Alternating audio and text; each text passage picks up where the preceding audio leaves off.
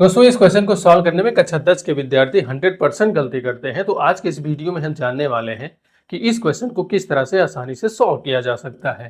तो यहाँ पे हमें क्वेश्चन दिया गया है, निम्न द्विघात बहुपद के शून्य ज्ञात कीजिए और सत्यता की जांच कीजिए। तो यहाँ पे जो हमें बहुपद दिया गया है, तो कक्षा 10 के विद्यार्थियों को सबसे बड़ा डर यहाँ पे ये होता है कि यहाँ पे हमें नंबर दिया गया है रूट में और यहाँ पे इसके साथ में बटा भी दिया गया है, तो इसका फैक्टर करना काफी मुश्किल होता है। तो हम इसे सॉल्व बहुत ही आसानी से करेंगे।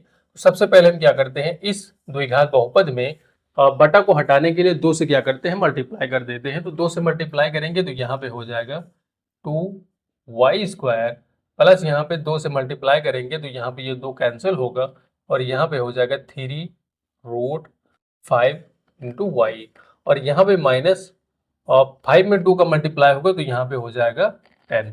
और हमें क्या करना है, इसका शून्य ज्ञात करना है। तो हम क्या करते हैं, इसके साथ बराबर में क्या करते हैं, 0 लगा लेते हैं।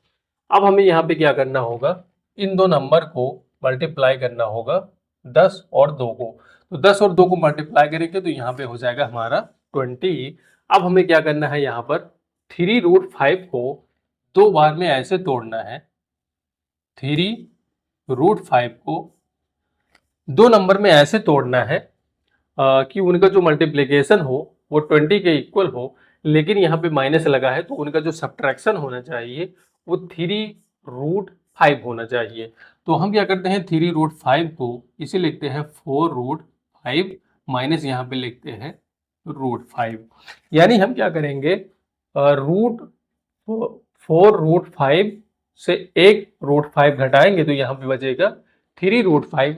लेकिन जो हम क्या करेंगे, इन दोनों का मल्टीप्लाई करेंगे तो यहाँ पे हो जाएगा हमारा 20। यानी हमें क्या करना है, 3√5 की जगह पर 4√5 माइनस √5 रखना है। तो हम यहाँ पे लिखेंगे 2y², यहाँ पे होगा प्लस 4√5 माइनस यहाँ पे होगा √5 और यहाँ पे होगा y माइनस यहाँ पे होगा 10 इक्वल टू यहाँ पे हो जाएगा हमारा 0।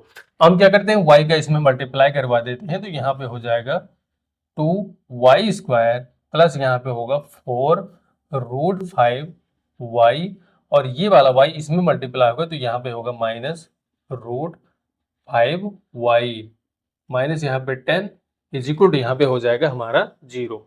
अब यहाँ पे सबसे ज्यादा दिक्कत ये होगी, यहाँ पे कॉमन लेने में सबसे ज्यादा दिक्कत होने वाली है विद्यार्थियों को। तो यहाँ पे हमें क्या करना है, कॉमन करना है। तो यहाँ पे 2 है और यहाँ पे 4 है, तो 4 में भी 2 का गुणा होता है। तो हम क्या करते हैं, यहाँ से 2 कॉमन लेते हैं तो यहाँ पे होगा 2 कॉमन। फिर यहाँ पे y² है, यहाँ पे y है तो यहाँ पे y भी कॉमन हो जाएगा। अब यहाँ पे बचेगा हमारा, यहाँ पे 2 कॉमन हुआ, y से y² से y कॉमन हुआ तो यहाँ पे हमारा बचेगा y प्लस यहाँ पे हमारा बचेगा 4 से सिर्फ 2 ही कॉमन हुआ है तो यहाँ पे हमारा बचेगा 2 और √5 वैसे ही है तो हम यहाँ पे लिखते हैं √5। इसके बाद में हमें क्या करना है, यहाँ पे कॉमन लेना है। तो मैं आपको बता दूं कि यहाँ √5 है और यहाँ भी √5 है। तो यहाँ पे आपको देखना है कि √5 कैसे है। तो यहाँ पे 10 है तो 10 को हम लिख सकते हैं 2 इंटू 5, 2 इंटू 5। तो अब इसके बाद में हम इसे 2 को ऐसे ही रहने देते हैं और 5 को लिख सकते हैं √5 इंटू √5। तो जब भी आप क्या करेंगे, √5 और √5 का मल्टीप्लाई करेंगे तो यहाँ से 5 ही बचेगा, रूट से रूट क्या हो जाएगा, हट जाएगा और यहाँ पे बचेगा हमारा सिर्फ 5। तो 5 और 2 का मल्टीप्लाई होगा तो वो दोबारा से क्या हो जाएगा, 10। तो आपको यहाँ पे ये देखना है कि यहाँ पे 10 नहीं लिखा है, यहाँ पे ये इतना सारा लिखा है। तो यहाँ पे भी √5 है और यहाँ पे √5 है तो यहाँ पे माइनस कॉमन होगा, √5 कॉमन हुआ। तो √5 कॉमन होने के बाद में यहाँ पे बचेगा हमारा y और यहाँ पे हमने कॉमन किया है √5 तो यहाँ पे हमारा बचेगा 2√5। तो ये माइनस में है क्योंकि हमने माइनस कॉमन लिया है तो यहाँ पे होगा प्लस, तो यहाँ पे बचेगा 2√5 इक्वल टू यहाँ पे हो जाएगा हमारा 0। इसके बाद में हम क्या करते हैं, यहाँ पर y प्लस 2√5 यहाँ पर है और y प्लस 2√5 यहाँ पर है तो यहाँ पे हमारा हो जाएगा y प्लस 2√5 यहाँ पे कॉमन होगा तो यहाँ पे हमारा बचेगा 2y माइनस यहाँ पे होगा √5 इक्वल टू यहाँ पे हो जाएगा हमारा जीरो। हम क्या करते हैं, एक बार इसके जीरो इक्वल करते हैं, तो यहाँ पे हम लिखेंगे यदि y plus 2√5 is equal to 0, तो यहाँ पे हमारा हो जाएगा y, इस वाले को क्या करते हैं उस साइड में लेके जाते हैं, तो यहाँ पे होगा -2√5। y की एक वैल्यू ये है, दूसरा वाला हम इस साइड में निकालते हैं यहाँ पर, तो दूसरा हमारा हो जाएगा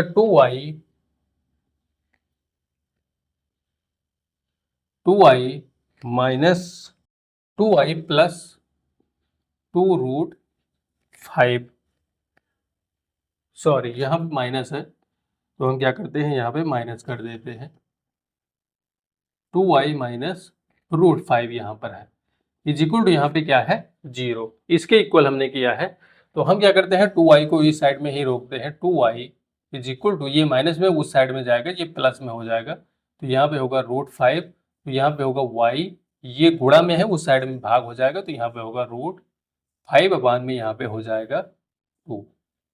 अब इसके बाद में हमें क्या करना है, यहाँ पे हमें y की दो वैल्यू मिल गई है, अब हमें यहाँ पे क्या करना है, उत्तर की जांच करनी है। तो उत्तर की जांच करने के लिए सिंपली हम यहाँ पे लिखेंगे alpha plus beta is equal to minus b upon में यहाँ पे ये।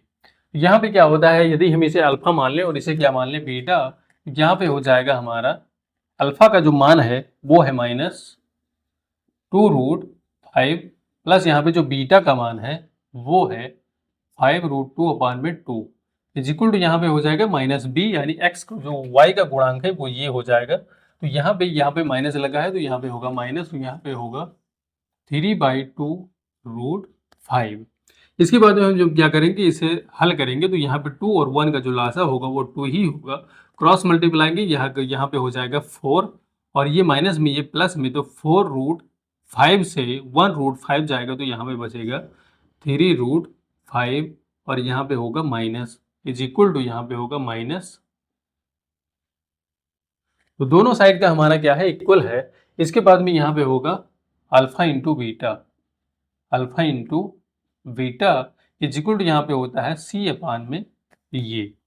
तो यहाँ पे जो अल्फा का मान है वो है -2√5 इंटू यहाँ पे हो जाएगा हमारा √5 अपान में यहाँ पे 2 इज इक्वल टू यहाँ पे है हमारा सी का जो वैल्यू है वो है -5, और ये का जो मान है 1 है, यहाँ पे हमें रखना ही नहीं है, तो ये इससे कटेगा और √5 और √5 का मल्टीप्लाई होगा, तो यहाँ पे हो जाएगा 5 इज इक्वल टू यहाँ पे होगा -5।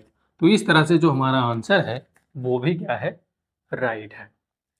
तो आई होप दोस्तों क्वेश्चन आपके समझ में जरूर आया होगा, और ऐसे ही प्रश्न के लिए हमारे पेज को फॉलो करना मत भूलिएगा। Thank you.